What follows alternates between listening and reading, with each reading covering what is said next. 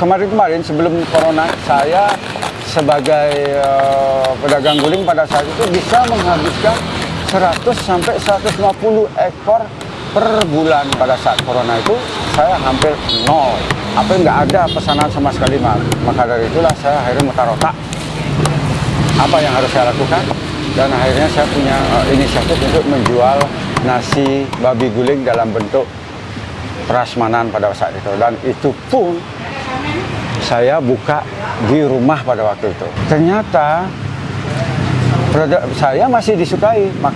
Apa yang saya sajikan, babi guling yang saya buat itu, artinya lawarkah, segala sate dengan segala bentuknya, itu ternyata bisa sangat diterima di masyarakat.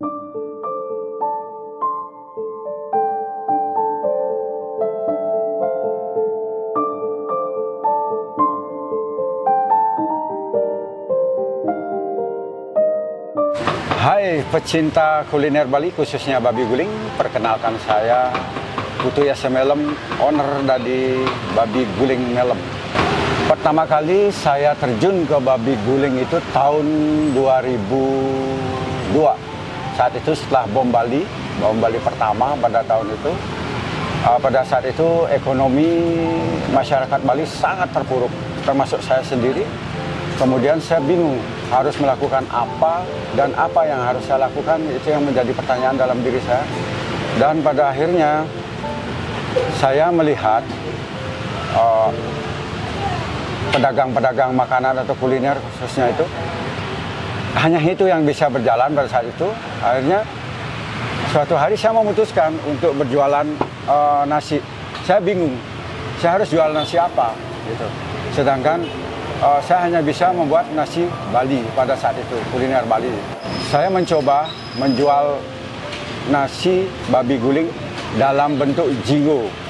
Ini kemudian saya sampaikan kepada kakak kandung saya almarhum yang cewek, dan kemudian kita bisa merealisasikan kurang lebih tahun waktu itu, kalau nggak salah tahun 2002 juga, tanggal 13 September. Saya masih ingat tanggal 13 September. Saya akhirnya membuka nasi jinggo babi guling, mungkin itu yang pertama di Bali. Respon masyarakat pada saat itu sangat bagus sekali. Bagus. Kenapa saya bilang begitu? Ini belum pernah ada mungkin di Denpasar dan juga di Bali. Waktu itu saya jual nasi jinggonya dengan harga Rp2.000. Sangat murah sekali pada saat itu, karena pada umumnya dagang nasi jinggo itu harganya 1.500 per bungkus.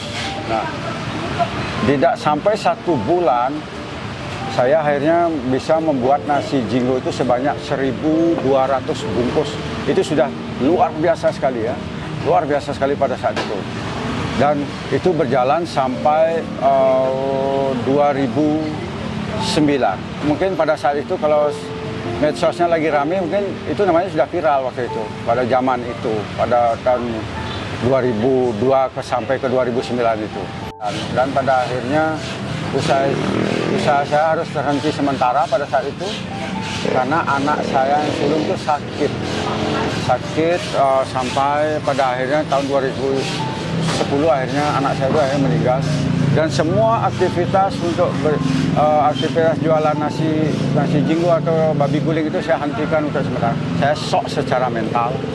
Di sana saya merasakan keterpurukan yang amat sangat pada saat itu. Akhirnya setelah 2-3 tahun kemudian saya mulai bangkit. Saya akhirnya mulai lagi dari nol membuka usaha babi guling. Saya juga mencoba berjualan nasi jinggo sesuai dengan permintaan para pelanggan atau pembeli saya yang dulu, karena mungkin mereka sudah rindu dengan produk nasi saya waktu itu. Saya masih ingat bulan Maret waktu itu 2013, saya akhirnya buka lagi guling babi jinggo. Waktu itu harganya sudah naik dengan harga Rp5.000. Usaha saya itu sudah mulai berjalan seperti biasa, bagus. Tapi datanglah yang namanya Corona atau COVID-19. Saat itu semua aktivitas masyarakat Bali, bahkan Indonesia pada saat itu, bahkan dunia, akhirnya terhenti karena diadakannya lah lockdown waktu itu. Akhirnya saya berhenti waktu itu. Saya masih ingat itu saya berhenti kalau Maret tahun 2020 kalau nggak salah. Nah, pada saat itulah saya benar-benar tidak ada pemasukan sama sekali pada saat itu. Kemarin sebelum corona, saya sebagai pedagang guling pada saat itu bisa menghabiskan 100 sampai 150 ekor per bulannya. Tetapi ketika pemerintah melakukan kebijaksanaan lockdown atau pada saat corona itu, saya hampir nol. Nggak ada pesanan sama sekali, maka dari itulah saya akhirnya mutar otak apa yang harus saya lakukan, dan akhirnya saya punya inisiatif untuk menjual nasi babi guling dalam bentuk prasmanan pada saat itu, dan itu pun saya buka di rumah pada waktu itu. Itu saya lakukan tanggal 16 Maret waktu itu saya masih ingat tanggal 16 Maret setelah setahun PPKM pada saat itu. Nah, di situ ternyata produk saya masih disukai. Apa yang saya sajikan, babi guling yang saya buat itu, artinya lawarkah, segala sate dengan segala bentuknya, itu ternyata bisa sangat diterima di masyarakat. Padahal pada saat itu situasi kondisi ekonomi Bali belum, khususnya Denpasar pada saat itu belum bagus sekali, belum. Karena apa saya bilang itu masih mungkin 50% lah, masih ada beberapa warung atau toko yang masih tutup pada saat itu. Artinya secara ekonomi belum berjalan secara baik seperti Astungkara seperti sekarang. Setelah mulai berjalan, tiba-tiba pemerintah memperlakukan lagi PSBB waktu itu. Kalau nggak salah itu bulan Juli, kalau nggak salah itu mulailah PSBB diberlakukan. Di situ saya merasakan keadaan yang benar-benar yang tidak seperti saya harapkan. Pada saat sebelum diberlakukan PSBB itu masih bagus. Nah, adalah pemasukan walaupun tidak banyak, tapi kan untuk bertahan hidup saya kayaknya masih bisa gitu. Tapi pada akhirnya setelah PSBB diberlakukan, saya benar-benar stres. Karena pada saat itu kalau nggak salah itu diperpanjang setiap 2 minggu. Akhirnya sampai pada saat itu sampai 2,5 bulan. Saya benar-benar hampir mau menyerah pada saat itu. Tapi pada saat itu ada motivasi dari anak saya Made itu bilang, "Pak, nggak usah nyerah Pak, sabar, badai ini pasti berlalu. Bapak harus bersabar sedikit." Dan akhirnya benar. Akhirnya PSBB mulai dibuka. Nah, setelah itu saya merasakan dampaknya yang positif pada saat itu. Mulai ada gini, artinya ada pelanggan yang datang atau pembeli yang datang untuk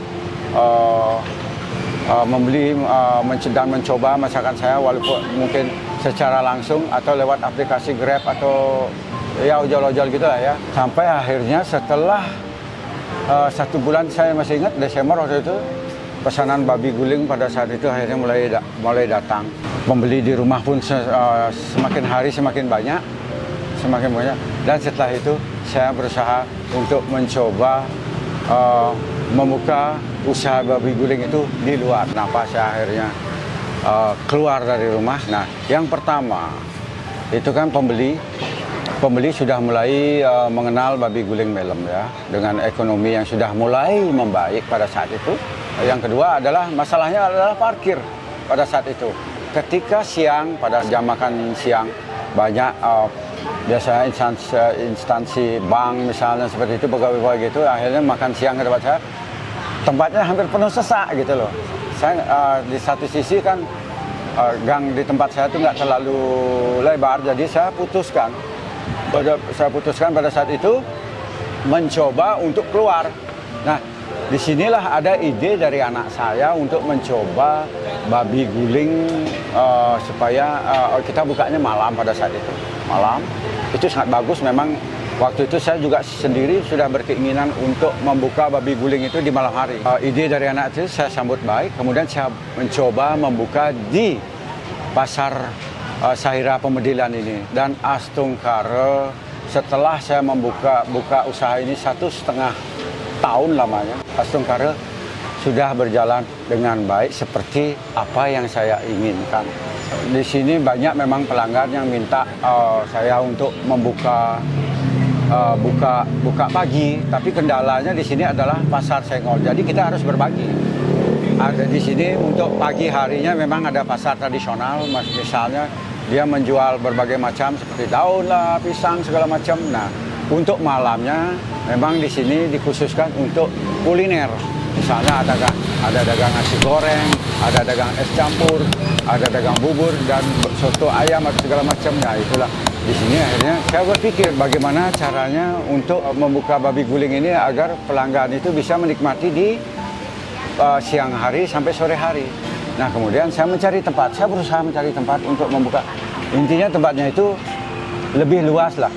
Artinya satu, parkir memadai seperti di sini, kemudian tempat duduk ya kalau bisa lebih dari 20 seat lah. Akhirnya saya mendapatkan tempat itu di daerah Badung, tepatnya di Banjar Campuan, Kerobokan Badung, Kuta Utara pada saat itu. Pada saat saya buka di Merbabu di rumah sendiri, pada saat itu berat babi gulingnya nggak lebih dari 40 kilo, nggak pernah lebih. Karena apa? Karena satu, pada saat saya jualan itu kan memang situasi dari masih corona, artinya masih situasi sulit lah. Tapi ketika saya sudah membuka usaha ini, dari awal saya memang tetap saya ambil 40 kilo waktu itu. Tapi pada akhirnya berkembang, kemudian naik menjadi 60 kilo, 70 kilo. Sekarang rata-rata berat babi saya 80 sampai 100 kilo per harinya. Memang di dalam usaha itu ya, di dalam membuka usaha atau dagang itu kan ada istilahnya pasang surut ya, pasti ada. Saya memulai usaha itu kan seperti cerita saya yang di awal itu kan, saya sempat merasakan jatuh bangun pada saat itu ya kan. Saya mengalami pasang surut itu suatu hal yang wajar menurut saya di dalam usaha. Kenapa? Tidak semua usaha itu begitu kita buka langsung harus menanjak terus naik daun segala macam, enggak. Saya mulai usaha ini kan dari nol, bahkan sudah dikata 21 tahun lebih saya mulainya. Seperti itu. Jadi bagi teman-teman atau kaula muda mungkin yang ingin memulai usaha, jangan pernah takut untuk mulai mencoba. Yang penting yakin, itu yang pertama. Benar, yakin. Setelah itu nanti akan timbul rasa percaya diri, kemudian ada timbul kita mulai ulet, tekun, rajin, itu juga. Karena di saat biasanya kalau kuliner pada umumnya usahakan kita tetap buka setiap hari, kecuali mungkin ada halangan atau segala macam bentuk, mungkin hari raya besar seperti itu ya, mau tidak mau kita harus tutup untuk sementara atau libur. Itu aja pesan.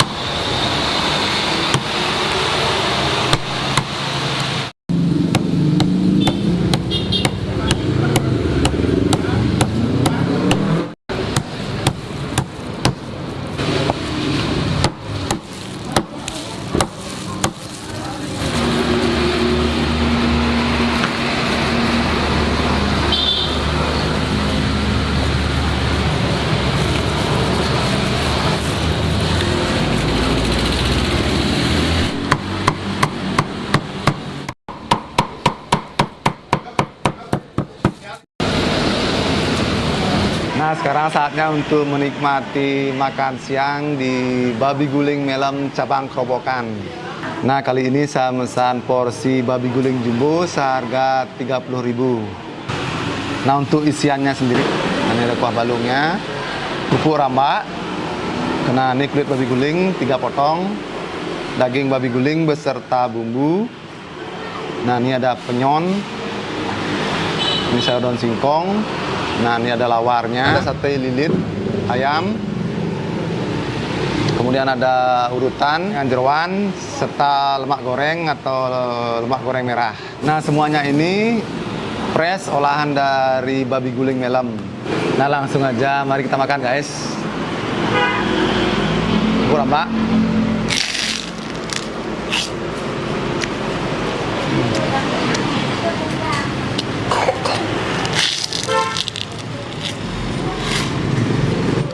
Nah kita lanjut ke penyonnya.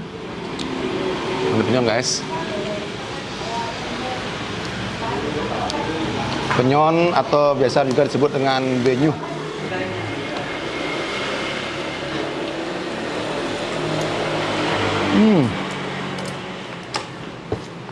Nah penyonnya di sini gurih lembut karena menggunakan bumbu kalas yang berisi santan dicampur dengan bumbu segenap. Nah untuk isiannya sendiri berisi parutan kelapa, berisi dengan isian jeroan. Nah jadi rasanya benar-benar gurih lembut, ciri khas dari bumbu kalasnya. Lanjut guys. Nah penyon ini biasa kalian temukan pada masakan tradisional khas Denpasar.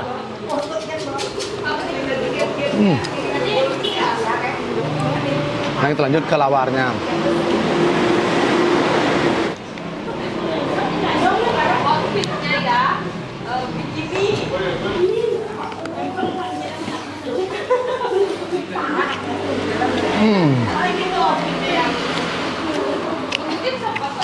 Nah baru dikunyah terasa sekali ini lawar khas Denpasar. Bumbunya komplit banget. Untuk campurnya sendiri menggunakan campuran kacang panjang, nangka muda, serta pepaya muda. Mantap guys.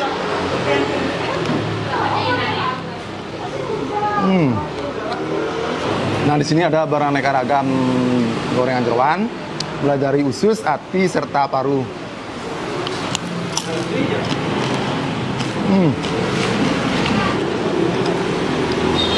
Nah, ini parunya.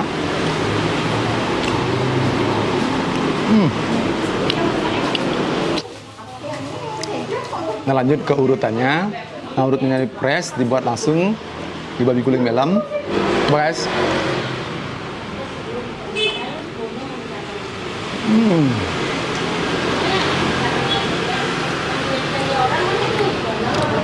Urutan ini enak banget. Baru digigit terasa sekali rempah-rempahnya bercampur dengan daging lemak yang dimasukkan ke dalam usus babi. Nah urutan ini diolah dengan cara digoreng. Jadi urutannya di sini benar-benar fresh karena habis dibuat langsung digoreng.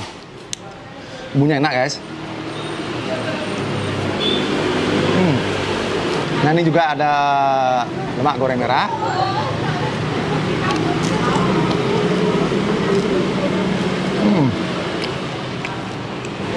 Gurih krenyes.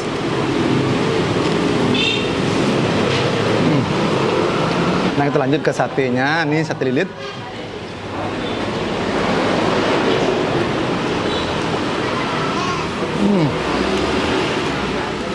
Satenya lembut, empuk. Nah, untuk bumbunya sendiri terasa manis. Kita terasa sekali ketumbarnya, terasa banget. Nah ini menggunakan daging ayam. Satenya ndul banget.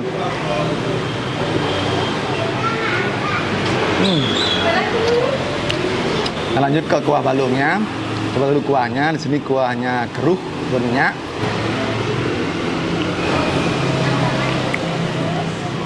Wow, kuahnya di sini segar, bumbunya strong banget. Dengan kaldu babinya yang berasa banget.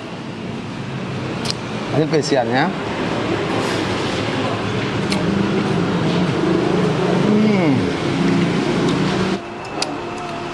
Dagingnya empuk, lembut banget. Bumbunya meresap.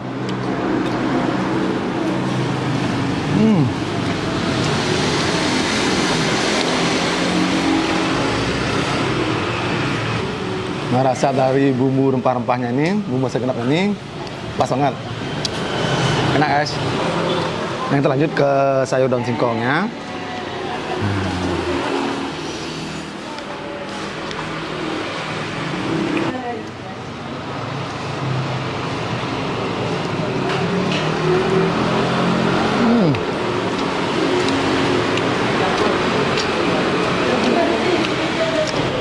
Sayur daun singkongnya segar, lembut. Nah, di sini bumbu segerapnya ini juga menonjol pada sayur daun singkongnya. Pas banget. Nah, kita lanjut ke daging babi gulingnya. Nah, di sini porsian daging babi gulingnya melimpah banget. Telah berisi bumbu.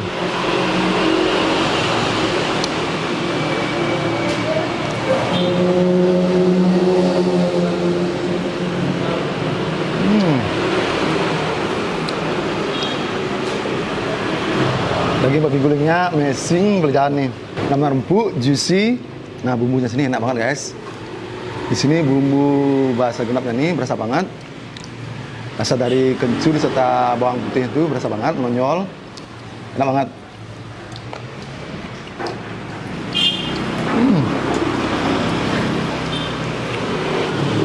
Kita tambahkan sambal cabenya.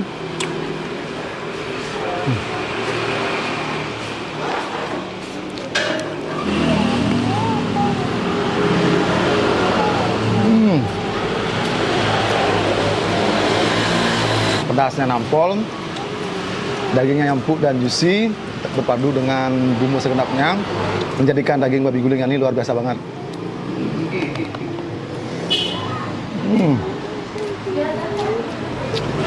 Saya suka banget dengan daging babi guling ini, bumbunya enak banget.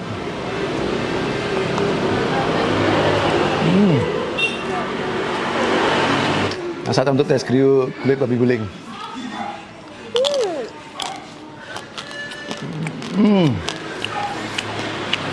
Di sini mendapatkan 3 potong kulit babi guling. Disini guys.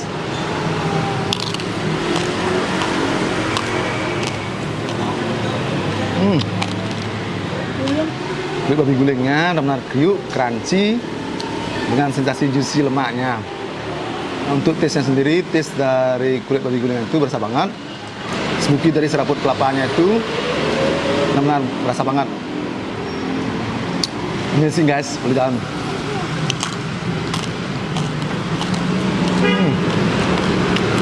Nah, saat kita mencoba kuping babi guling di babi guling Melam. Oh guys.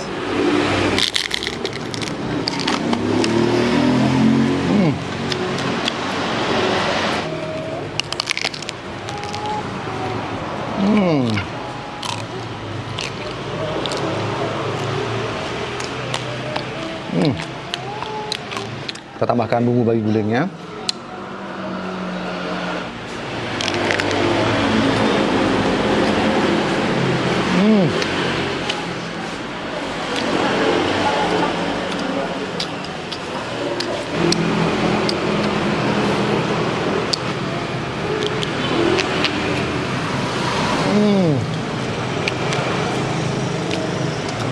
Nah, makan kuping babi guling ini sensasinya beda banget. Ada ngeritiknya, ada kenyal-kenyalnya. Karena sini ada tulang mudanya, memberikan sensasi yang berbeda banget, luar biasa guys. Apalagi ditambah dengan bahasa genap serta sambal cabai ini.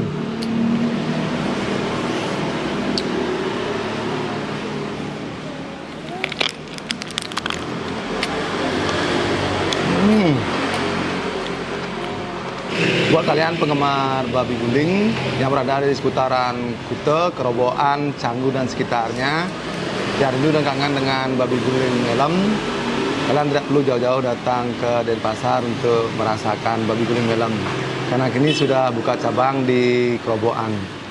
Jadi langsung aja cus ke babi guling Melam cabang Kerobokan. Nah, demikianlah video saya kali ini, semoga bermanfaat. Jangan lupa like, comment, dan subscribe, dan nantikan video saya selanjutnya. Terima kasih guys.